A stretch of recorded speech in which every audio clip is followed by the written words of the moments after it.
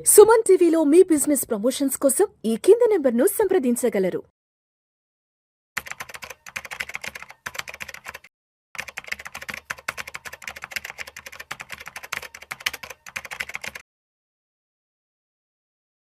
Suman TV ప్రేక్షకులకు స్వాగతం. నేను doctor Anil Kumar Bachchu, certified financial ప్లానర్‌ని, అట్లాగే ఆంఫీ రిజిస్టర్డ్ మ్యూచువల్ డిస్ట్రిబ్యూటర్‌ని కూడా. సో, ఇవాళ 22 జూలై మార్కెట్స్ ఎలా ఉన్నాయి? ఏ సెక్టార్‌లు ఎలా పెర్ఫార్మ్ చేశాయి? ఏ కారణాల వల్ల మార్కెట్లు ఇవాళ పడిపోయాయి?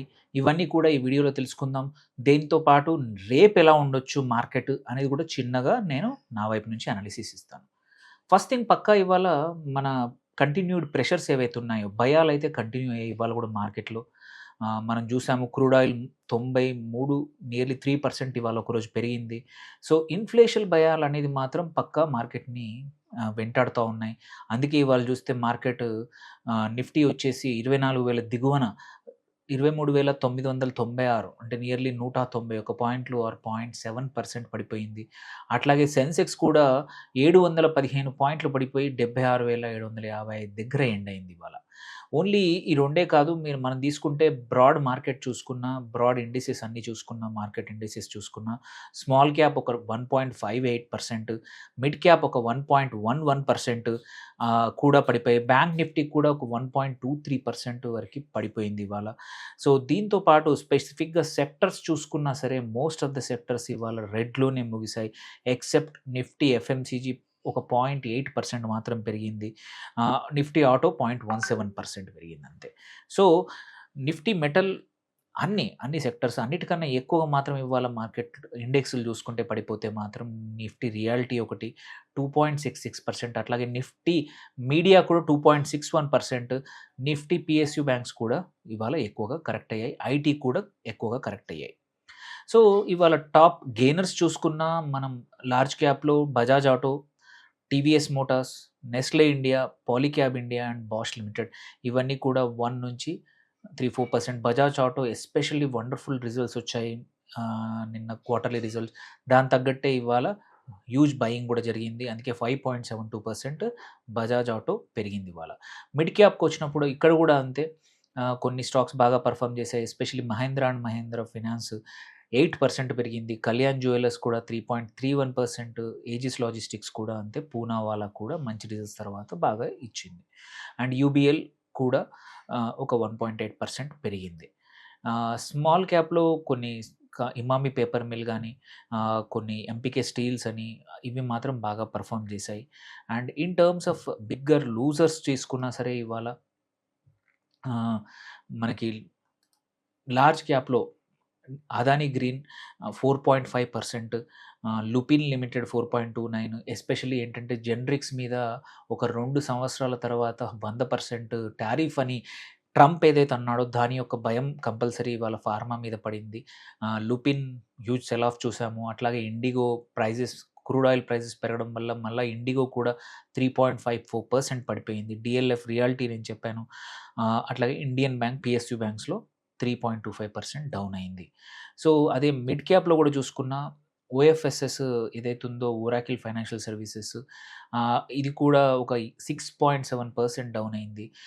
అట్లాగే ఎంఫసిస్ ఐటీ కంపెనీ ఇంకొకటి 4.47%, జేఎస్‌డబ్ల్యూ ఇన్ఫ్రా గానీ, హిమాద్రి స్పెషాలిటీ కూడా 4%, గోద్రేజ్ ప్రాపర్టీస్ కూడా ఒక 3.85% పడిపోయింది.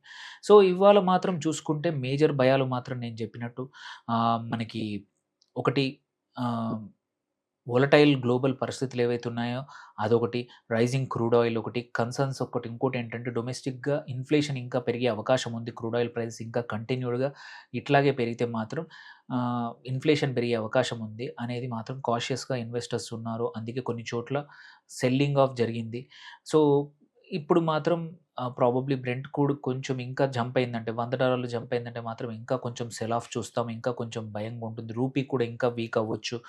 సో, రికార్డ్ లో టెరిటరీ దగ్గర ఉంది దగ్గర దగ్గర. సో, ఇంకొకటేంటంటే జూన్ రీటైల్ ఇన్‌ఫ్లేషన్ ఆర్‌బీఐ చెప్పిన ప్రకారం 4% టార్గెట్ ఉండింది. ఇదేంటంటే 4% హిట్ అవ్వడం 17 మంత్స్‌లో ఫస్ట్ టైమ్ ఇప్పటివరకు చాలా తక్కువగా ఉండింది. బట్ 4% హిట్ అయింది. సో, పొద్దున మార్కెట్ స్టార్ట్ అయినప్పటి నుంచే వి హావ్ సీన్ కంటిన్యూయస్‌గా క్రూడ్ పెరుగుతున్నప్పుడు సెల్లింగ్ చూసాము. సో, క్రూడ్ 92, 93 దాటింది ఇప్పుడు ఇవాళ. సో, దానివల్ల ఏంటంటే మల్టిపుల్ సెక్టర్స్‌కి, ఎందుకంటే క్రూడ్ ఆయిల్ ఇంపాక్ట్ అవుతుంది. మల్టిపుల్ సెక్టర్ ఇంపాక్ట్ అవుతుంది. అందుకోసమే చూసాము. సో, ఇప్పుడు మాత్రం ఏంటంటే కొంచెం ఫైనాన్షియల్స్‌లో గూడా కొన్ని కంపెనీస్ తప్ప most of them are vulnerable ఇప్పుడు. అందుకే పిఎస్యూ బ్యాంక్స్ చూస్తా ఉన్నాము. ఎందుకంటే గోయింగ్ ఫార్వర్డ్ ఇట్లాగే ఉంటే మాత్రం లిక్విడిటీ ఇంకా కొంచెం టైట్ అయ్యే అవకాశం ఉంది.